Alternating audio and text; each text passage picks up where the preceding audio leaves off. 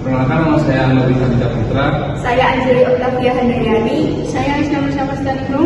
Saya Dias Saleka. Baik, di sini saya akan menjelaskan yang pertama, masa penjajahan Belanda. Pada masa penjajahan Belanda, sistem perekonomian Indonesia bersifat kolonial dan dijalankan untuk kepentingan negara penjajah. Kekayaan alam Indonesia dimanfaatkan untuk memperkaya Belanda, sementara rakyat hanya dijadikan tenaga kerja.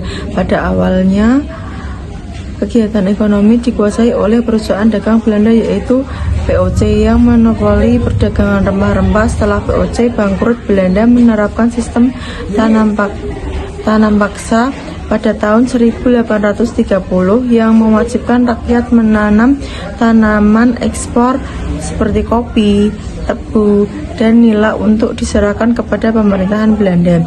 Sistem ini sangat menguntungkan Belanda tetapi merugikan rakyat Indonesia. Selanjutnya, Belanda menerapkan politik ekonomi liberal yang membuka kesempatan bagi perusahaan swasta Eropa untuk membuka perkebunan besar.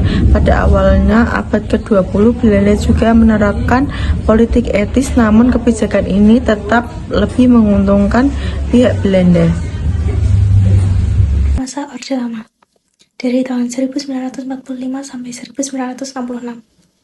Masa Orde Lama dipimpin oleh Presiden Soekarno. Pada masa ini, Indonesia baru merdeka sehingga kondisi ekonomi masih belum stabil. Pemerintah berusaha membangun ekonomi nasional dengan melakukan nasionalisasi perusahaan asing dan mengembangkan industri dalam negeri. Selain itu, pemerintah juga mengeluarkan berbagai kebijakan untuk mengatasi inflasi dan memperbaiki kondisi ekonomi. Namun, pada akhir masa Orde Lama, Indonesia mengalami krisis ekonomi yang cukup berat. Inflasi sangat tinggi, harga barang naik drastis, dan nilai mata uang terus menurun. Kondisi ini menyebabkan perekonomian negara menjadi tidak stabil. Yang ketiga yaitu masa Orde Baru dari tahun 1966 sampai 1998. Nah, masa Orde Baru ini dipimpin oleh Presiden Soeharto. Nah, pada masa ini pemerintah berusaha memperbaiki kondisi ekonomi yang sebelumnya mengalami krisis. Nah, pemerintah ini berfokus pada pembangunan ekonomi dengan rencana melaksanakan program pembangunan 5 tahun atau dalam kurung Repelita. Nah, selain itu pemerintah juga membuka kerjasama dengan negara lain, terus juga investasi asing. Nah, sektor pertanian, pemerintah menjalankan program revolusi hijau untuk meningkatkan produksi pangan melalui penggunaan teknologi pertanian modern. Nah, program ini berhasil meningkatkan produksi padi dan Indonesia itu sempat mencapai swasembada beras. Nah, perekonomian Indonesia ini mengalami pertumbuhan yang cukup pesat pada masanya. Nah, namun pada tahun 1997 ini terjadi krisis ekonomi Asia yang menyebabkan nilai rupiah itu jatuh drastis dan banyak perusahaan yang bangkrut. Nah, krisis ini akhirnya menyebabkan berakhirnya masa Orde Baru. Sekian. Dan yang keempat, yaitu masa reformasi 1998 sampai sekarang. Masa reformasi dimulai setelah jatuhnya pemerintahan Orde Baru pada tahun 1998.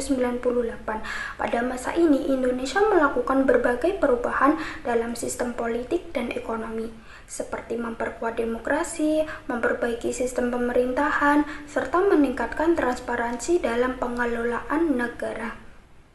Presiden pertama pada masa reformasi adalah B.J. Habibie yang berusaha menstabilkan kondisi ekonomi dan memperbaiki sistem perbankan setelah krisis ekonomi.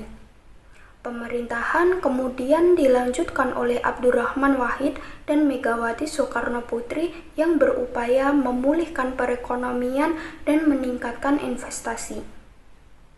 Pada masa Susilo Bambang Yudhoyono, kondisi ekonomi mulai stabil dengan meningkatnya pertumbuhan ekonomi dan kerjasama internasional.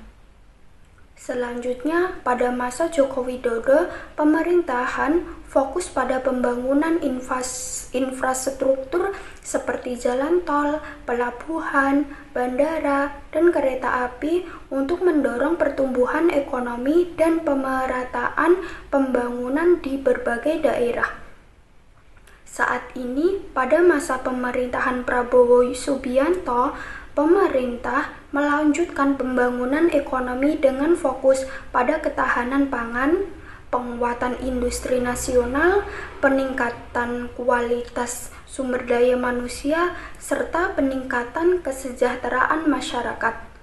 Pemerintah juga berupaya meningkatkan daya saing ekonomi Indonesia di tingkat global serta mendorong perkembangan ekonomi digital dan investasi untuk memperkuat perekonomian nasional.